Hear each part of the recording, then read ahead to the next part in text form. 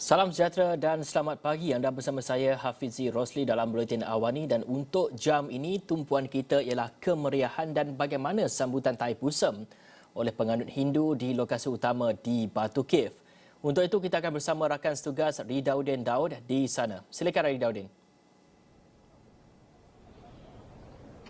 Baik, terima kasih Hafizi. Sama juga seperti pagi tadi Hafizi, nampaknya keadaan sudah pun jam 10 pagi.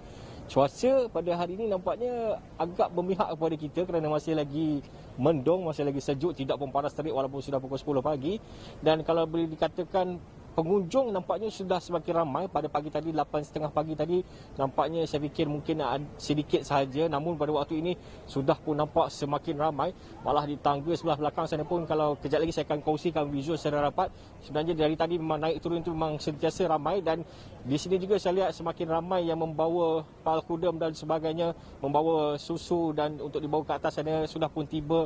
Saya fikir ada yang juga bukan sahaja muda, ada juga yang golongan yang sudah berusia juga ada ke sini. Dan baru saja sebentar tadi sebenarnya, kira-kira dalam 2 atau 3 minit sebelum ini sebenarnya, Menteri Sumber Manusia Datuk Seri Abdul Ramadan dan juga Menteri Perpaduan Negara Datuk Halimah Sadiq sudah pun tiba di kuil ini. Dan pastinya sebentar lagi selepas selesai ini semua, kami akan pergi mengikuti mereka untuk melihat ataupun meninjau kawasan-kawasan di sini. Namun saya ingin kongsikan kepada anda situasi di sini yang sebenarnya sedikit berbeza dari pagi tadi, kerana sudah pun melepasi jam 10 pagi, keadaan sudah pun semakin meriah. Di mana kalau anda boleh lihat di belakang ini, di tangga itu sebenarnya, itulah antara ikon ataupun simbolik kepada kuil ini.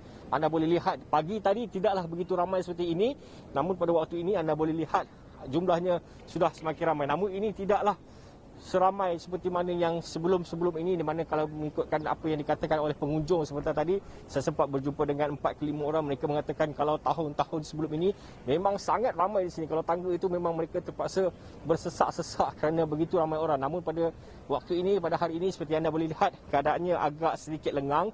Namun itu juga sebenarnya memberikan kelegaan kepada beberapa pengunjung, kerana mereka mengatakan apabila keadaan lengang seperti ini, ia membolehkan untuk mereka bersembahyang dengan lebih tenang, kerana kalau sebelum ini bersesak-sesak dan sebagainya, dan semuanya dilakukan dengan pantas, dengan selaju mungkin. Namun pada waktu ini mereka boleh bertenang, boleh bersembahyang dengan baik. Juga orangnya tidak ramai, jadi mereka boleh naik dan turun mengambil masa seperti sesuka mana mereka ambil, kerana kadang-kadang ada yang penat, ada yang tidak dapat naik dengan cepat. Namun ketika ramai orang, semuanya perlu pergerakan itu pantas. Namun ketika kurangnya orang seperti ini, mereka melakukannya dengan perlahan-lahan dan sambil itu boleh berehat dan melakukan semua sembahyang dengan tenang.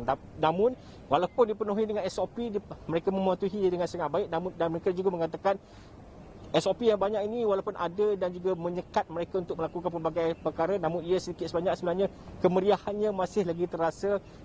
Kata kemeriahan, keceriaannya juga masih lagi terasa, dan itulah sebenarnya yang mereka harapkan pada hari ini. Dan mereka harapkan juga tahun ini Januari baru saja bermula, baru saja sudah pun sampai penghujung sebenarnya, dan sudah pasti mereka mengharapkan selepas ini lebih kurang setahun lagi mereka akan mengharapkan Malaysia akan menjadi semakin baik, dan perayaan-perayaan seperti ini juga selepas ini akan dirayakan dengan sebaik mungkin tanpa SOP yang begitu ketat yang menyekat mereka. Jadi saya fikir buat masa ini keadaan sudah pun semakin meriah. Saya jangkakan kemeriahan ini akan lebih pada waktu tengah hari dan membawa ke petang ini. Sudah pasti saya akan terus berada di sini untuk membawakan perkembangan dari semasa ke semasa. Buat masa ini beginilah keadaannya, meriah, namun dipenuhi dengan SOP dan dipatuhi dengan sebaiknya. Jadi saya fikir itu saja buat masa ini. Kembali kepada rakan tugas Hafizi.